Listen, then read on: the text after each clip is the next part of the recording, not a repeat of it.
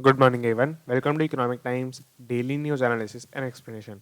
सो आज है 9 March and days Wednesday. Cover करेंगे हम इकोनॉमिक टाइम्स को। बाकी अगर आपको ये पीडीएफ चाहिए तो ये टेलीग्राम ग्रुप का एक लिंक है नीचे डिस्क्रिप्शन के अंदर, उसके अंदर आपको ज्वाइन करना है और आपको पिंड कमेंट के अंदर या पिंड मैसेज के अंदर आपको सारी पीडीएफ्स मिल जाएंगी।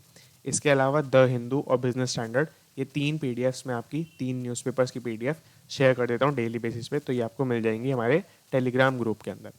आगे चलें तो आप पहले हम आज न्यूज़ कवर कर रहे होंगे क्योंकि आपके सजेशंस थे कमेंट के अंदर कि ग्लॉसरी जो है उसको आप बाद में टेक ओवर करें, तो उसी की वजह से हम न्यूज़ को टेक ओवर करेंगे।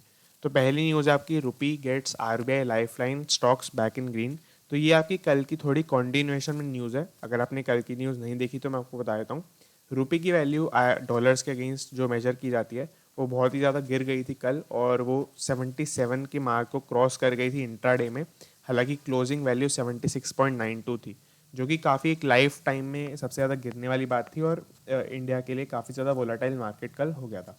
तो यहाँ पर अब क्या हुआ कि आरबीआई ने बीच में कल भी इंटरवीन किया था। हालांकि कल $1 बिलियन तक का एक्सपोजर आरबीआई ने लिया था।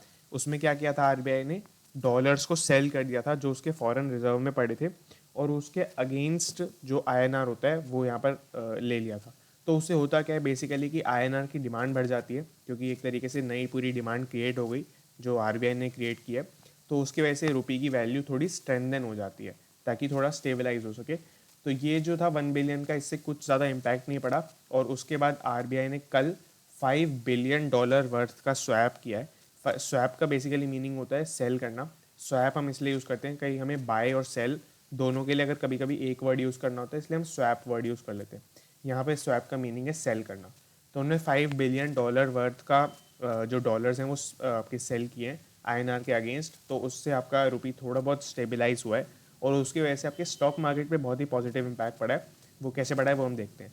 अभी हम पहले डॉलर्स की थोड़ी फिगर्स देख लेते हैं। तो यहाँ पर उन्होंने 5 बिलियन का स्वैप किया, उससे इंजेक्शन ऑफ डॉलर्स लिक्विडिटी हुई। तो यहाँ पे हुआ क्या, बेसिकली डॉलर की भी सप्लाई बढ़ती है, तो जिस भी चीज़ की सप्लाई बहुत ज़्यादा बढ़ जाती है उसके भी प्राइसेस थोड़े कम हो जाते हैं। तो ये चीज़ होती है ना। वेबसो एक वर्ड यूज़ किया हुआ है। वेबसो में आपको दिखाता हूँ, इसका लिटरल मीनिंग होता है कि आप कोई ऐसी सिक्योरिटी या शेयर बाय कर लेते हैं जब उसका प्राइस गिरता है, यानी सही टाइम पे बाय कर लेते हैं, बट आप उसे सेल कर देते हैं जब प्राइस बहुत ज़्यादा बढ़ता है उससे पहले ही, यानी कि आपको इतना प्रॉफिट नहीं हो पाता। ये उसका लिटरल मीनिंग होता है। बट यहाँ पे वर्ड जो यूज़ किया है वेबसॉप, वो आपके वोलाटाइल मार्केट को दर्शाने के लिए यूज़ किया गया। यानी बोला है स्टॉक्स मीन वाइल विपसॉ, यानी कि volatile for the greater part of this session before last hour. यानी लास्ट आवर में आपका मार्केट थोड़ा स्टेबलाइज होता हुआ दिखा और एक पॉजिटिव सेंस में आया काफ़ी दिनों के बाद। पिछले 5 दिनों से लगभग रोज स्टॉक मार्केट गिर रहा है, 3% 2% ऑलमोस्ट टोटल फॉल हो चुका है सेंसेक्स और निफ्टी के अंदर। बट कल आपका जो स्टॉक मार्केट था पॉजिटिव के अंदर आया पहली बार पिछले एक वीक के अंदर ऑलमोस्ट। तो ये हुआ यहाँ पर dollar liquidity helped maintain reserve stability amid the outflow of overseas funds. तो यहाँ पर वही था कि बहुत सारे आउटसोर्स ओवरसीज के लोग जो थे वो सिंस वहाँ पे वैल्यू बहुत ज़्यादा बढ़ रही थी, तो वो काफ़ी ज़्यादा ऐसे शेयर्स को बेच रहे थे क्योंकि उनको प्रॉफिट उससे ज़्यादा हो रहा था यहाँ पर। तो ये चीज़ हुई। The Reserve Bank of India conducted a sell swap auction for 5 billion on Tuesday as a part of the rupee liquidity normalisation programme. ये मैंने आपको पूरा एक्सप्लेन कर दिया है। और रुपी लिक्विडिटी नॉर्मलाइजेशन प्रोग्राम, ये कोई ऐसा प्रोग्राम या स्कीम वगैरह नहीं है। ये बस जो आजकल चल रहा है, जो 2 दिन आरबीआई ने लगातार ये स्वैप्स किए, तो इसके लिए इन्होंने प्रोग्राम का नाम दे दिया यहाँ पर। सेलिंग स्पॉट डॉलर, ये मैंने आपको बता दिया। क्लोजिंग एट, जो डॉलर की क्लोजिंग थी वो 76.92 पर हुई, best performing Asian currency for the day. तो ये भी काफ़ी बड़ी बात है कि हालांकि इतना ज़्यादा डिफरेंस नहीं आया, उतने ही प्राइस पर क्लोजिंग हुई जितने प्राइस पर परसों हुई थी, बट उसके बावजूद भी ये बेस्ट परफॉर्मिंग एशियन करेंसी बन गई against the dollar for the day. तो ये काफ़ी बड़ी बात है। Overseas funds sold stock worth 8142.6 crore, while local institutional investors bought shares worth 6489.59 crore. Basically इसमें फिगर्स तो इतनी याद रखने की ज़रूरत नहीं है, बट ओवरसीज़ फंड्स ने ओवरऑल सेल किए स्टॉक, यानी कि उनका अगर हम ओवरऑल देखें तो नेगेटिव में रहा जितना उन्होंने बाय और सेल किया। और जो इंस्टीट्यूशनल बायर्स थे, इंस्टीट्यूशनल इन्वेस्टर्स थे, उनका पॉजिटिव में रहा। तो ये भी एक डिसेंट सी फिगर है, कोई ज़्यादा इसके अंदर वो कॉशन वाली बात नहीं है। सेंसेक्स के अंदर आपका सेंसेक्स 1.1% बढ़ा है आज, और मैंने आपको बताया कि पिछले लगभग 5 डेज से फॉल कर रहा था, तो ये काफ़ी बड़ी बात है। निफ्टी आपका अगेन 0.95% बढ़ा, यानी कि दोनों इंडाइसेस आपके ऑलमोस्ट 1% से बढ़े हैं। Leading the list of Sensex gainers, तो यहाँ पर कुछ कंपनी के नाम दिए यहाँ पर कुछ कंपनी के नाम दिए हुए हैं जो आपकी सेंसेक्स की लीडिंग लिस्ट के अंदर है, जिनके अंदर सबसे ज़्यादा गेन्स हुए हैं पूरे सेंसेक्स के अंदर। सेंसेक्स के अंदर भी कुछ ऐसी कंपनीज है जिनके अंदर लॉस हुए हैं आज भी, तो वो भी यहाँ पे मेंशन की हुई है। तो ये चीज़ पूरी हमने फर्स्ट न्यूज़ कवर कर ली यहाँ पर। तो हम चलते सेकंड न्यूज़ के ऊपर। NSC CEO Vikram Limaye not applying for second term at helm. सबसे पहले हेल्म का क्या मीनिंग होता है, तो हेल्म का मीनिंग मैंने यहाँ पे लिखा हुआ है guiding wheel in a ship. तो बेसिकली क्या है कि हेल्म, जैसे जो व्हील कई बार आपने मूवीज़ वगैरह में देखा होगा, जो शिप का होता है उसको बोलते हैं, फिर कोई हैंडल कुछ भी बोल सकते हैं। तो ये जो है एनएससी के सीईओ थे विक्रम लिमाये, तो इन्होंने सेकंड टर्म के लिए अप्लाई नहीं किया है, यानी कि वो सीईओ के पद के लिए उन्होंने एक और बार, ये बन सकते थे, लीगली वैलिड थे, बट उन्होंने इसके लिए अप्लाई नहीं किया है। तो ये चीज़ इसके अंदर पूरा एक्सप्लेन किया हुआ है, और उन्होंने एक्सप्लेनेशन में ऐसा कुछ खास नहीं है, बट हाँ एक इसमें बहुत ही रिलेटेड केस जो अभी कल ही सामने आया है, कल परसों, तो वो भी हम देखेंगे। इसके अंदर है क्या कि एनएससी के सीईओ हैं आपके विक्रम लिमाये, ये पहले आपके एमडी और सीईओ रह चुके हैं आईडीएफसी बैंक के भी। तो ये थे आपके एनएससी के सीईओ, और इनका जो टर्म है वो, इनकी टर्म खत्म हो जाएगी जुलाई 16 के अंदर। और इन्होंने एज सच कोई एक्सप्लेनेशन नहीं दी है कि क्यों ऐसा इन्होंने डिसीजन बनाया है। तो ये आपका था, और ये वर्ल्ड्स लार्जेस्ट कंट्री के लार्जेस्ट बोर्ड्स मतलब होता है स्टॉक एक्सचेंज। तो कंट्री की लार्जेस्ट स्टॉक एक्सचेंज जो अगेन एनएससी की बात कर रहे हैं, तो उसके अंदर ये अपनी सेकेंड टर्म नहीं लेना चाहते हैं। ऐसा क्यों है इन्होंने कोई एक्सप्लेनेशन नहीं दिया। The NSC has come under scrutiny. तो यहाँ पर अब ये केस सामने आता है। क्या हुआ था कि इससे पहले जब ये सीईओ बने थे, तो इनसे पहले जो सीईओ थी वो थी आपकी चित्रा रामाकृष्णा। तो उनके अगेंस्ट एक केस चला था, उसके अंदर वो कल परसों अरेस्ट भी हो गई हैं 7 डेज़ के लिए। मैं आपको दिखाता हूँ यहाँ पर एनएससी कोलोकेशन केस, आपको यहाँ पर हो सकता है दिख रहा हो, यहाँ पर नहीं दिख ही रहा होगा। NSC colocation case Chitra Ramakrishna sent to 7 day CBI custody. ये 2 दिन पहले का ये आर्टिकल है, पब्लिश्ड ऑन 5/11 7 मार्च। तो 2 दिन पहले का ये आर्टिकल है कि यहाँ पर एनएससी की जो पहले आपकी सीईओ थी वो को लोकेशन केस के अंदर 7 डे की सीबीआई कस्टडी के अंदर चली गई हैं। और इससे पहले आनंद सुब्रमण्यम करके एक पर्सन है जो कि आपके ऑपरेशंस मैनेजर थे एनएससी के अंदर, वो भी कुछ टाइम पहले, कुछ ऑलमोस्ट 1-2 महीने पहले, वो भी जेल के अंदर चले गए, सीबीआई की कस्टडी अगेन के अंदर चले गए थे इसी केस से रिलेटेड।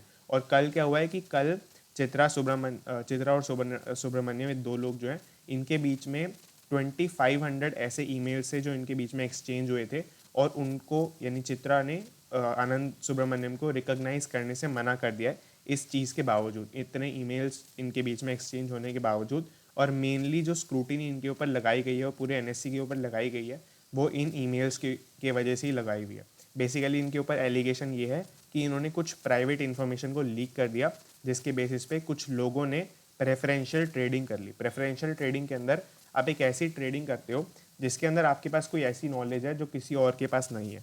आपको हो सकता है पता है कि कोई कंपनी 2-3 दिन बाद डिविडेंड डिक्लेयर करने वाली है, तो हो सकता है क्योंकि डिविडेंड डिक्लेयर करने के बाद ही कंपनी के शेयर प्राइस में थोड़ा फॉल आता है, क्योंकि कंपनी थोड़ा सेटल करती है अपने शेयर प्राइस को। तो उसकी वजह से क्या होता है कि हो सकता है आप पहले ही उसको शॉर्ट करके रख लो। शॉर्ट का मीनिंग होता है सेल करना, पहले आप सेल कर देते हो लोन लेके शेयर्स का, फिर आप उसे बाय कर सकते हैं बाद में। या फिर ये तो बहुत कॉम्प्लेक्स एग्जांपल हो गया, मैं इजी एग्जांपल देता हूँ। आपको पता है कि कंपनी कोई नया प्रोडक्ट लॉन्च करने वाली है 3 दिन बाद। कोई भी कंपनी, बड़ी रेप्यूटेड कंपनी अगर कोई प्रोडक्ट लॉन्च करती है, तो उसकी प्रोडक्ट की परफॉर्मेंस जैसी भी हो, उसका शेयर प्राइस थोड़ा ऊपर ज़रूर जाता है। तो हो सकता है आपके पास ये इन्फॉर्मेशन पूरी दुनिया से पहले आ गई, और आपने उससे पहले उस इन्फॉर्मेशन का यूज़ करके उस कंपनी को बाय कर लिया। तो वहाँ पर ये आपकी प्रेफरेंशियल ट्रेडिंग हो जाएगी, और इसको ये मतलब एक तरीके से बैंड है, और ये लीगल चार्जेस इसके ऊपर लग जाते हैं। तो ये चीज़ यहाँ पर हुई। आगे चले तो JP Morgan ICICI Securities to deliver Swiggy IPO. तो बेसिकली स्विगी का आईपीओ आने वाला है। टू डिलीवर क्यों लिखा है यहाँ पर, क्योंकि आप समझ सकते हैं स्विगी का यहाँ पर थोड़ा सेंस में ये चीज़ लिखी हुई है। अब यहाँ पर क्या है, स्विगी के आईपीओ की टोटल वैल्यू होने वाली है लगभग $1 बिलियन की, जिसको आप ऑब्वियसली बोल सकते हैं 76.92 करोड़, अभी हमने देखा ही था वैल्यू। तो 7690 करोड़ रुपीज़ की टोटल वैल्यू है। और इसके लिए इन्होंने, जो स्विगी है, जो मेन आज की न्यूज़ है वो ये है कि जेपी मॉर्गन और आईसीआईसीआई सिक्योरिटीज़ को हायर कर लिया है एज एन इन्वेस्टमेंट बैंक्स। तो बेसिकली क्या है, पूरा काम यही करा रहे होंगे इनकी आईपीओ की प्रोसेस का। और हो सकता है फ्यूचर में कुछ और म्यूचुअल मर्चेंट बैंक्स को हायर करेंगे, तो वो भी इन्होंने यहाँ पे मेंशन कर दिया है, merchant banks will be hired later, तो ये यहाँ पर लिखा हुआ है। अब इसके बाद यहाँ पर कुछ और डिटेल्स आईपीओ की, तो आईपीओ में आपका by the end of financial year 2023 ये आपको आईपीओ देखने को मिलेगा, यानी कि आपके नेक्स्ट ईयर के मार्च तक आप बेसिकली कह सकते हैं देखने को मिलेगा। और उसके बावजूद इन्होंने अभी कुछ टाइम पहले ही एक फंडिंग रेज की है, इसके अंदर आपका फंडिंग राउंड था इनका जनवरी के अंदर $700 बिलियन का, जो कि काफ़ी बड़ी बात है। और 700 मिलियन डॉलर्स की जो उन्होंने फंडिंग राउंड रेज किया, इसके बाद इनकी जो टोटल वैल्यूएशन थी वो लगभग डबल हो चुकी थी और वो 10.7 बिलियन पर आज की रेट में जा चुकी है। और उस फंडिंग राउंड के अंदर इनकी कंपनी के अंदर Invesco, Baron Capital Group, Sumeru Ventures, IIFL, AMC late stage tech fund and Kotak Mahindra bank, इन्होंने बेसिकली इन्वेस्ट किया था। और इनके अंदर काफ़ी बड़ी इन्वेस्टर कंपनी है सॉफ्ट बैंक मैंने अगेन आपको बताया हुआ है, ये जापान का एक बैंक है जो इंडिया की बहुत सारी टेक कंपनीज के अंदर बहुत बड़ी बड़ी इन्वेस्टमेंट करता रहता है। आगे चले तो यहाँ पर पेरेंट में step in to help Tata Digital, तो यहाँ पर आप देख सकते हैं बेसिकली टाटा डिजिटल क्या है। तो टाटा डिजिटल एक पूरा प्लेटफॉर्म है टाटा का। मैं अगर आपको नहीं पता तो इसके बारे में बताता हूँ। ये इनका मेन काम है कि इनकी सब्सिडरीज हैं दो। इनकी एक सब्सिडरी तो बहुत ही फेमस है बिग बास्केट, और दूसरी के बारे में आपने हो सकता है सुना होगा, वो है 1mg। तो 1mg आपकी फार्मा डिलीवरी के अंदर है। जैसे आपकी और भी इसके अंदर का फार्मेसी टाइप कंपनी है, तो उसी का कॉम्पिटिटर आप इसको कह सकते हैं। और बिग बास्केट तो आप सभी को पता ही है कि बहुत बड़ी एक रिटेल कंपनी है। तो इन सभी से रिलेटेड टाटा डिजिटल एक पूरा प्लेटफॉर्म है जो टाटा सन्स के अंदर आते हुए वैसी बात है। तो उसी टाटा सन्स से ये अपनी पेरेंट को रेफर करें टाटा सन्स में step to help Tata Digital. तो बेसिकली उससे फंडिंग रेज करने की ये बात कर रहे हैं और $500 मिलियन की फंडिंग रेज करने की बात कर रहे हैं। तो यहाँ पे आपको थोड़ा सा एक्सटेंट अगर समझना है तो आप ये समझिए कि स्विगी जैसी कंपनी ने 700 मिलियन की फंडिंग रेज की है और टाटा डिजिटल जैसी कंपनी हेल्प के लिए सिर्फ 500 मिलियन मांग रही है। तो यहाँ पर आप देख सकते हैं कि वैल्यूएशन और ये फंडिंग रेज करने का कितना बड़ा बबल आज की डेट में इंडिया के अंदर चल रहा है। खैर हम न्यूज़ के आते हैं मेन। तो डिजिटल रिटेल का जो इनिशिएटिव है इनका, इसके अंदर बेसिकली ये एक पूरा अपना ऐप लॉन्च करना चाहते हैं, जो कि इसको सुपर ऐप की तरह प्रमोट कर रहे हैं बेसिकली, जब से इसकी थोड़ी बहुत न्यूज़ आ रही है, जिसका नाम है टाटा न्यूटो। इसके बारे में मैं आपको बताता हूँ पहले। तो उसके अंदर मैं एक बार यहाँ पे चलते हैं इस आर्टिकल के ऊपर। हाँ, तो ये आर्टिकल है आपका पूरा टाटा इस न्यूटो ऐप के ऊपर। इसके अंदर उसका नाम थोड़ा चेंज किया है, टाटा न्यू कर दिया है, क्योंकि ये थोड़ा सा पुराना आर्टिकल है। इसके अंदर बताया गया है this app includes online grocer big basket, जो कि मैंने आपको बताया कि टाटा की सब्सिडरी है टाटा डिजिटल नाम से। तो यहाँ पर in which Tata Digital acquired a majority stake last year, ये मैंने आपको बता दिया। रिटेल चेन क्रोमा भी इनका है, तो वो भी इसके अंदर आएगा। Entertainment service Tata play, luxury portfolio Tata click, flight ticketing with air Asia, IHCL मतलब ये ताज होटल को रन करते हैं बेसिकली, यहाँ पे लिखा भी है which operates Taj hotel food and business offerings from Starbucks, which operates basically Starbucks India के अंदर सिर्फ टाटा के साथ ही उन्होंने एक जॉइंट वेंचर किया है, उसके साथ ही वो ऑपरेट करता है, जहाँ पे भी पूरे इंडिया के अंदर स्टारबक्स की ब्रांचेज हैं। एंड मैनी मोर सर्विसेज के अंदर एक मैंने आपको बता दिया है 1mg सर्विस। 1mg में आपकी वही फार्मा से मेडिसिन से रिलेटेड सर्विसेज होंगी। तो ये सारी सर्विसेज आपको एक ही ऐप के अंदर मिल रही होंगी, इसीलिए इसको सुपर ऐप बोल रहे हैं। और ये बहुत ही अच्छा आर्टिकल है। इसके अंदर ये बोला गया है कि लोग कैसे कैसे इसको हो सकता है एक्सेप्ट करें, हो सकता है ना भी करें।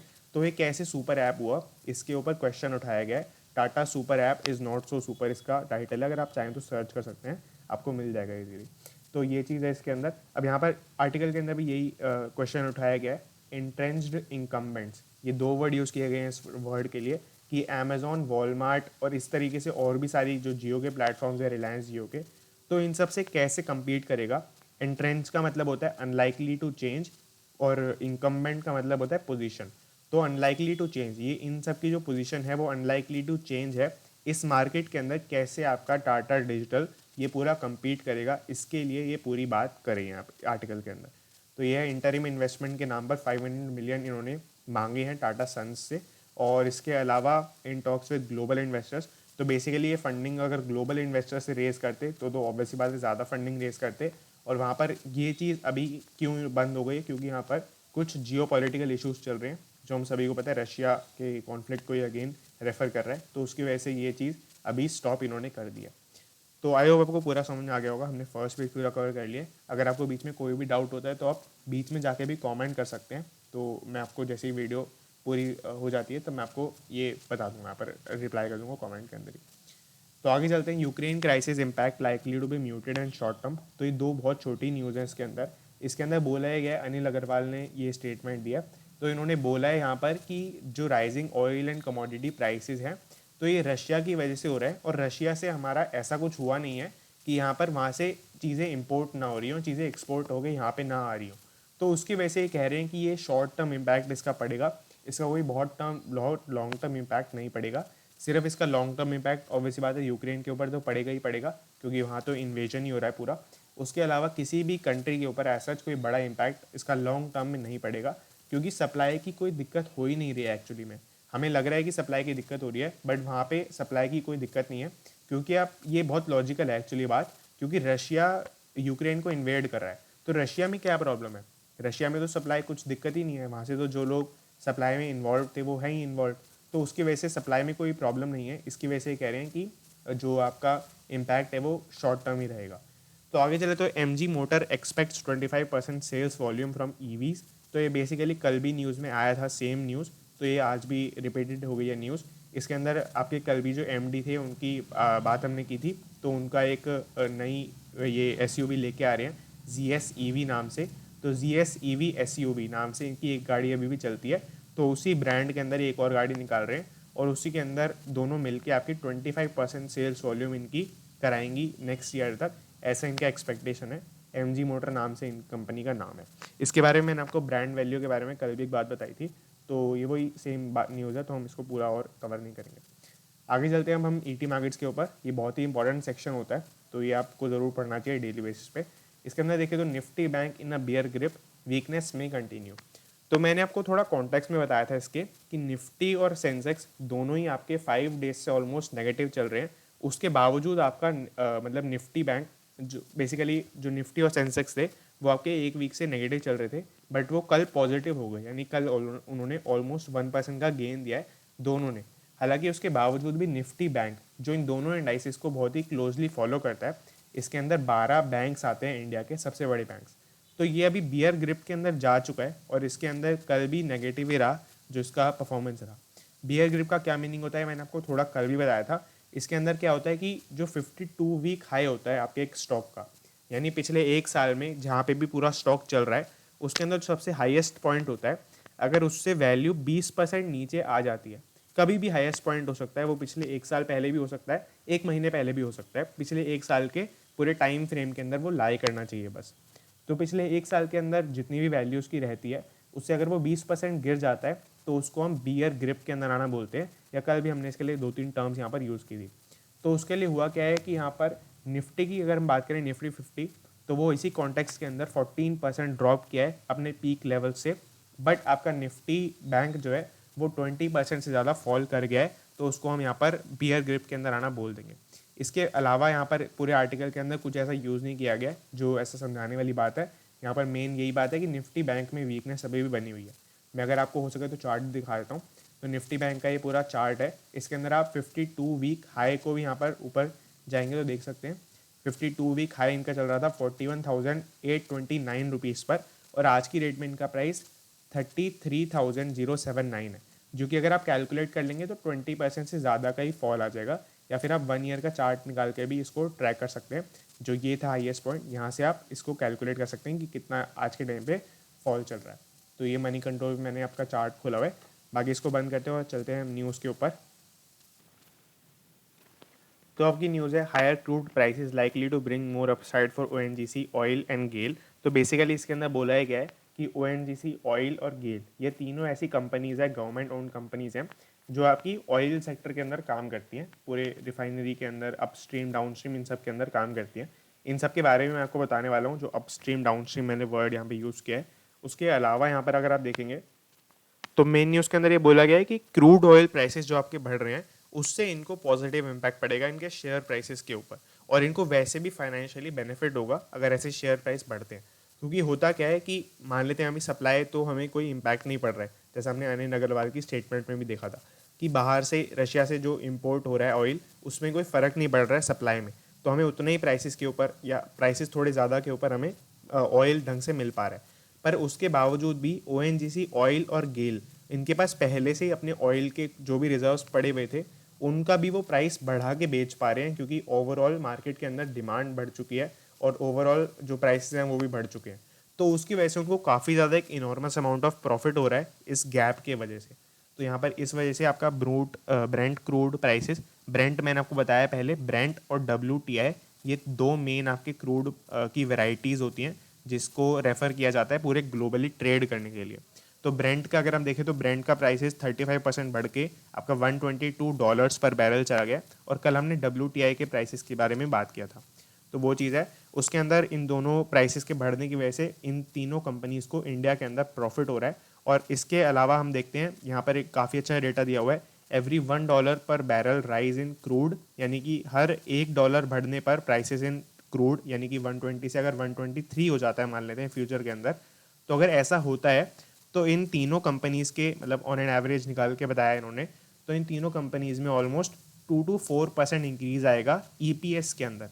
EPS यहाँ पे फुल फॉर्म लिखी हुई है अर्निंग्स पर शेयर। अर्निंग्स पर शेयर का मीनिंग होता है कि टोटल कंपनी की जितनी अर्निंग्स हैं, मान लेते हैं एक्स है यहाँ पर टोटल अर्निंग्स, उसके अपॉन में निकाला जाता है नंबर ऑफ शेयर्स, कितना नंबर ऑफ शेयर्स हैं, यानी कि एक इन्वेस्टर को कितना पैसा मिल रहा है कंपनी में इन्वेस्ट करने से। वो सारा पैसा उसके बैंक अकाउंट में ट्रांसफ़र होगा ऐसा ज़रूरी नहीं है, उसके अंदर से आपका डिविडेंड डिक्लेयर होता है, वो एक पार्ट होता है, और थोड़ा बहुत कंपनी रिटेन भी कर सकती है अपने पास। बट नेट प्रॉफिट में कितना शेयर एक पर्सन का है, एक आपके होल्डर का है, वो इस चीज़ से काफ़ी अच्छे से कैलकुलेट हो जाता है, जिसका नाम है EPS। अब हम थोड़ी देर में अब हम देखते हैं बेसिकली एक स्टेटमेंट समझने के लिए कि ऑयल इंडस्ट्री क्या कैसे काम करती है इंडिया के अंदर। तो ये मैंने एक आर्टिकल खोल के रखा है, मैं आपको 2-3 टर्म्स पहले बताता हूँ। इसके अंदर है क्या, आपके 3 सेक्टर्स होते हैं आपकी ऑयल इंडस्ट्री के अंदर। एक होता है upstream, down stream and mid stream. तो अपस्ट्रीम के अंदर वो इंडस्ट्रीज़ या कंपनीज काम करती हैं जो कि इनको मेनली एक्सट्रैक्ट करना होता है ऑयल, आपके जो नीचे रिजर्व्स वगैरह मिलते हैं ओशन के अंदर मेनली, वहाँ से एक्सट्रैक्ट करना होता है, और वो आपका काम होता है मेन अपस्ट्रीम का। फिर ये कंपनी सेल कर देती है अपना जो भी प्रोडक्शन होता है, जो भी रिफाइन करके इनको मिलता है, जो भी एक्सट्रैक्ट करके एक्चुअली ऑयल मिलता है, वो डाउन स्ट्रीम कंपनीज़ को सेल कर देती हैं। डाउन स्ट्रीम कंपनीज़ का काम होता है मेनली उसको रिफाइन करना, और उसको एक्चुअली में ऑयल यूजेबल ऑयल बन जाए। इंडस्ट्रीज़ के अंदर बहुत सारे ऑयल के प्रोडक्ट्स बनते हैं उनके अंदर, और मेनली पेट्रोल के अंदर, तो उन सभी चीज़ों को रिफाइन करके सेल करना डाउन स्ट्रीम कंपनीज़ का काम होता है। और मिड स्ट्रीम कैसे करती है, मिड स्ट्रीम बेसिकली इन दोनों में कनेक्टिविटी जो प्रॉब्लम होती है उसको सॉल्व करती हैं, क्योंकि अपस्ट्रीम कंपनीज जनरली ओशन वगैरह के आसपास सेटअप होती हैं, और डाउन स्ट्रीम कंपनीज मेनली आपके ऐसे इंडस्ट्रियल एरियाज़ के अंदर या सिटीज़ के आसपास लोकेटेड होती हैं, ताकि इनका ट्रांसपोर्टेशन कॉस्ट कम हो सके, इनको जहाँ तक भी अपना ऑयल डिलीवर करना है वहाँ पे। तो उसकी वजह से इन दोनों में एक आपके ट्रांसपोर्ट का गैप होता है। तो जो बीच में पाइपलाइन का पूरा सिस्टम होता है, पाइपलाइन, रोड ट्रांसपोर्ट और ओशन शिपमेंट भी होती है, इन तीनों सेक्टर्स के तीनों चीज़ों के अंदर आपका मिड स्ट्रीम कंपनीज काम करती हैं। अब यहाँ पर एक स्टेटमेंट समझाने के लिए मैंने आपको एक लाइन बताई थी पूरी है, जिसका आपका स्टेटमेंट ये है, a surge in oil and gas prices will benefit upstream. यानी कि ये जो आपकी न्यूज़ है वो मेनली अपस्ट्रीम कंपनीज के लिए वैलिड है, जो कि आपकी ONGC, ऑयल और गेल है। और अगर मैं आपको बताऊं तो रिलायंस एक ऐसी कंपनी है इंडिया के अंदर सबसे बड़ी, जो इन तीनों सेक्टर्स को खुद ही करती है, यानी कि जो रिलायंस का पूरा पेट्रोल का सिस्टम है, तो वो तीनों ही काम खुद करती है इसके अंदर। तो ये चीज़ है इसके अंदर। आई होप को पूरा अभी क्लियर हो गया होगा। अब हम चलते हैं नेक्स्ट आर्टिकल्स के ऊपर। तो ये रहे, यहाँ पर वो आर्टिकल्स हैं, इसके अंदर ये जो पहली दो आपकी न्यूज़ है इसको पढ़ने की ज़्यादा ज़रूरत नहीं है। पहली न्यूज़ आपकी InterGlobe losing altitude on street but cost more than global peers. तो इंटर ग्लोब आपकी वो इंडिगो जो है एयरलाइंस, उसकी पेरेंट कंपनी है। यहाँ पर ये बताया गया है कि कैसे उन्होंने अपना थोड़ा बहुत मार्केट कैपिटलाइजेशन जो था वो भी उनका लॉस्ट हो चुका है, बट उसके बावजूद भी जो उनका एयर के फ्लाइट के प्राइसेस हैं वो भी उन्होंने प्रीमियम पे ही रखे हैं अभी भी, यानी कि मार्केट कैपिटलाइजेशन यूज़ होने के बावजूद भी वो ज़्यादा ही प्राइसेस ओवरऑल अपने पीयर से चार्ज करते हैं। तो ये चीज़ यहाँ पे बताई गई है। ONGC says arbitrators over charging, ये भी एक छोटी सी ऐसी न्यूज़ है जो हमें ज़्यादा फोकस करने की ज़रूरत नहीं है। इसके अंदर ONGC ने केस रेज़ किया है सुप्रीम कोर्ट के अंदर, जिसके अंदर बोला गया है कि जो आर्बिट्रेटर्स हैं यहाँ पर वो बहुत ज़्यादा प्राइसेस को चार्ज कर रहे हैं, जिसके अंदर बोला जा रहा है कि बेसिकली मैं आपको पहले बताता हूँ आर्बिट्रेटर क्या होता है। तो आर्बिट्रेटर एक गवर्नमेंट अपॉइंट कर देती है ऐसे बड़े केसेस के अंदर, जिसके अंदर जजेस का वो मेनली काम करते हैं, दोनों तरफ से पॉइंट्स को सुनते हैं और बायस हुए बिना, यानी कि किसी की तरफदारी किए बिना एक डिसीजन सुनाते हैं। तो जजेस और इनमें काफ़ी डिफरेंस होता है, वो एक लीगल कॉन्सेप्ट है, हमें उसको समझने की अभी ज़रूरत नहीं है। तो यहाँ पे बोला ही जा रहा है कि वो एनजीसी वाले जो आर्बिट्रेटर्स हैं वो ओवर चार्ज कर रहे हैं अपनी फ़ीस को, और उनको बोला ही जा रहा है सुप्रीम कोर्ट को कि इस यूनिफॉर्म फीस इसको कर देनी चाहिए, उसको एक फ़िक्स कर देना चाहिए। तो यहाँ पर सी जे आई मतलब चीफ जस्टिस ऑफ इंडिया, ये मेनली आपके सुप्रीम कोर्ट के जो सबसे मेन जज होते हैं उनको ये टाइटल दिया जाता है, जिसका नाम है एन.वी. रामना। इनका नाम आपको वैसे भी पता होना चाहिए, काफ़ी इंपॉर्टेंट इन्फॉर्मेशन होती है। तो इस तरीके से सी जो है इन्होंने ये अपनी स्टेटमेंट के अंदर कहा कि हाँ वो इस इशू को ज़रूर देखेंगे, but PSU raising the matter needlessly, यानी कि वो भी खुद ऐसा ही कहते हैं कि ये कोई मैटर नीड नहीं है इसकी, जब इतना कॉम्प्लेक्स सिचुएशन आज की डेट में चल रही है तो ये मैटर उठाने की ज़रूरत नहीं थी। तो उसके बावजूद भी उन्होंने अपनी स्टेटमेंट दी, उन्होंने ये बोला कि हमने ऑलरेडी फिक्स करी हुई है 30 लाख रुपीज़ आर्बिट्रेशन फ़ीस की अपर लिमिट है, इससे ऊपर आपका कोई भी आर्बिट्रेटर चार्ज नहीं कर सकता। तो उसके अगेंस्ट आपके काफ़ी सारे उनके एडवोकेट्स थे, उन्होंने ये बात बोली कि अगर मान लेते हैं कोई आर्बिट्रेशन 100 सीटिंग्स तक चलती है, यानी कि 100 बार एक मतलब आर्बिट्रेटर को आना पड़ता है, तो उसके अंदर अगर 30 लाख की लिमिट है तो वो 30,000 पर सीटिंग लेगा, जो कि बहुत ही कम फीस है। और how do you expect a retired जज टू वर्क एट 30,000 पर सीटिंग। बेसिकली रिटायर्ड जज इन्होंने आर्बिट्रेटर के लिए यूज़ किया है कि हाउ डू यू एक्सपेक्ट एक आर्बिट्रेटर 30,000 पर सीटिंग पे वर्क करेगा।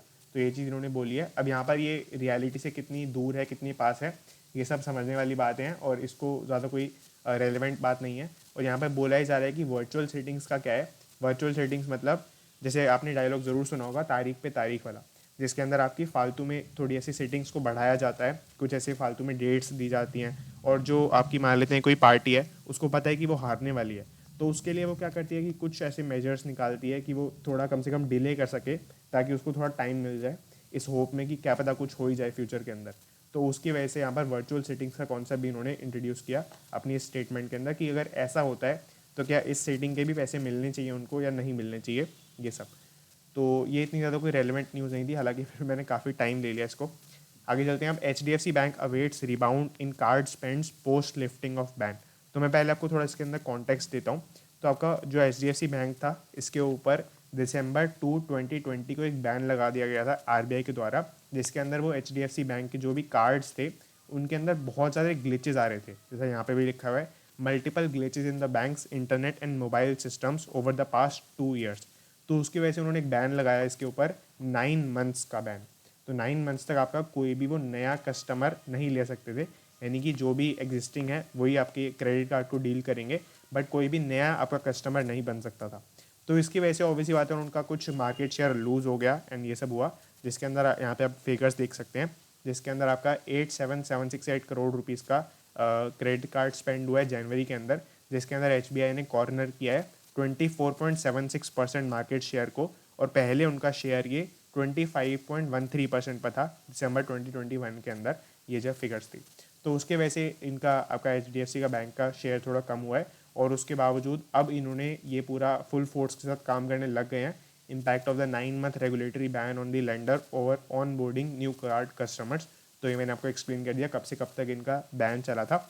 और उसके बावजूद जब इन्होंने आपका इनका मार्केट शेयर कम हुआ, तो एक और पॉइंट इसके अंदर काफ़ी अच्छा है कि जो आपके SBI कार्ड थे, ICICI बैंक और एक्सिस बैंक, इनके शेयर्स एक्चुअली में बढ़े हैं, मतलब इनका मार्केट शेयर एक्चुअली में बढ़ा है। तो यहाँ पर ये इतनी ज़्यादा रेलिवेंट बात नहीं होगी, क्योंकि किसी का अगर शेयर कम होता है तो किसी का तो शेयर बढ़ना ही था यहाँ पर।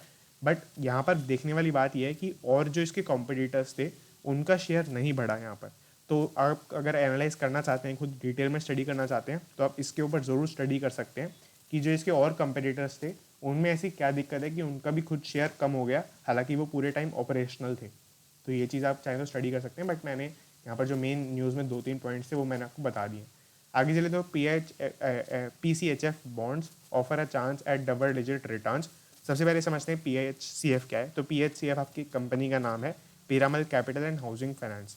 तो मैंने आपको बताया हुआ है जैसे IPO वगैरह के बारे में आपको पता होगा, जिसके अंदर आपकी कंपनी शेयर मार्केट से इक्विटी के फॉर्म में पैसा रेज करती है।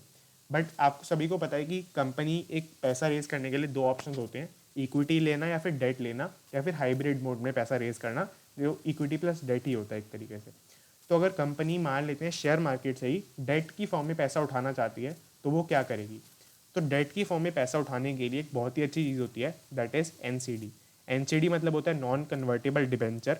जिस तरीके से कंपनी अपने शेयर्स को लिस्ट कराती है एक स्टॉक एक्सचेंज के ऊपर, उस तरीके से एनसीडी को भी वहीं पर ही लिस्ट करा देती है और उसके अंदर उनको अपना इंटरेस्ट रेट जितना भी वो देंगे, कितने टाइम में वो पैसा वापस करेंगे, क्योंकि ये डेट है इसका पैसा वापस करना पड़ेगा, तो कितना पैसा वो वापस करेंगे कितने टाइम बाद, वो सब चीज़ें वो अपना पहले से ही बता देते हैं। और वो जो आपका शेयर मार्केट का एक्सचेंज है वो उनकी हेल्प कराता है ये अपना इशू करने में।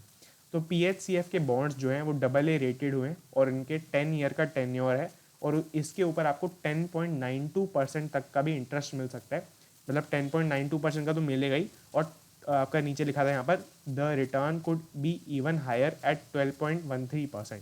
तो यहाँ पर 12% तक भी इनका रिटर्न आपको यहाँ पर मिल सकता है, जो कि बेसिकली ये पूरा आर्टिकल ये सम अप करने की कोशिश करता है कि PCHF बॉन्ड्स को AA रेटिंग मिलने के बावजूद भी इतनी ज़्यादा उसके ऊपर आप इंटरेस्ट कमा सकते हैं। अगर आप AA रेटेड बॉन्ड्स नहीं समझ पा रहे तो AA रेटेड बॉन्ड्स मतलब सबसे ज़्यादा सिक्योर बॉन्ड्स के आसपास ये लाई करते हैं। सबसे ज़्यादा सिक्योर जो बॉन्ड्स होते हैं, जो गवर्नमेंट के बॉन्ड्स होते हैं, उनको AAA की रेटिंग मिलती है, जिसके ऊपर आप टिपिकली 6% के आसपास कमा सकते हैं। जितना ज़्यादा बॉन्ड का कम होते जाता है रेटिंग, उतना ज़्यादा उन पर ज़्यादा इंटरेस्ट कमा सकते हैं। जैसे AA हुआ तो उसके ऊपर थोड़ा ज़्यादा, अगर सिंगल A हुआ तो और ज़्यादा, इस तरीके से आपके DDD तक जाता है। DDD के अंदर आप बहुत ज़्यादा इंटरेस्ट कमा सकते हैं, बट यहाँ पर डिफ़ॉल्ट का भी उतना ही चांस बढ़ जाता है। तो इस तरीके से आपका ये सिक्योरिटी के बेसिस पे रेटिंग मिलती है। अब यहाँ पर AA के आपके जो टिपिकल रेटिंग मिलती है वो है 6.75%, बट यहाँ पर आपको 10.92% तक गेन करने का यहाँ पर ऑप्शन मिल जाता है। तो आई होप आपको पूरा क्लियर हो गया होगा। Fund investors point out that many investors with a mandate to buy only AAA rated paper had bought DHFL NCDs। तो यहाँ पर बोला गया है कि कुछ ऐसे फंड मैनेजर्स जिनको ये कंपनी ने बोला हुआ है कि AAA रेटेड पेपर को ही खरीदना है, उसके बावजूद भी उन्होंने इन आपके NCDs के अंदर इन्वेस्टमेंट किया है। तो आपको लग रहा होगा ये पूरा आर्टिकल है ही क्या, पूरा आर्टिकल कोई ऐड तो नहीं है? मुझे भी ऐसे ही लग रहा है, बट यहाँ पर ये मेन इन्फॉर्मेशन स्प्रेड करने के लिए इन बॉन्ड से रिलेटेड। तो अब हम आगे चलते हैं आज के लास्ट आर्टिकल के ऊपर। तो ये आपका लास्ट आर्टिकल है, no hike in duty on critical inputs for semiconductor startups clarifies FM। तो यहाँ पर अगेन FM की स्टेटमेंट है, फाइनेंस मिनिस्टर की स्टेटमेंट है।